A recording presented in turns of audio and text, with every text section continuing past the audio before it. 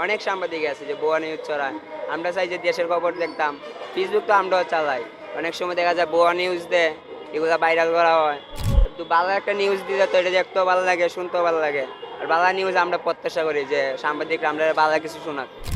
এই যে 2024 না 25-এ জুলাই আন্দোলনের সময় অনেক ভুয়া নিউজ হয়েছিল, এগুলোই আমরা দেখতে হয়েছে। 2-3 দিন নেটও থাকে নাই, এরপরও আমরা কষ্টভাবে নিউজ দেখতে হয়েছে।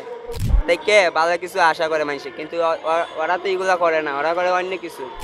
Definitely, you will work for Bangladesh and also like a poor people.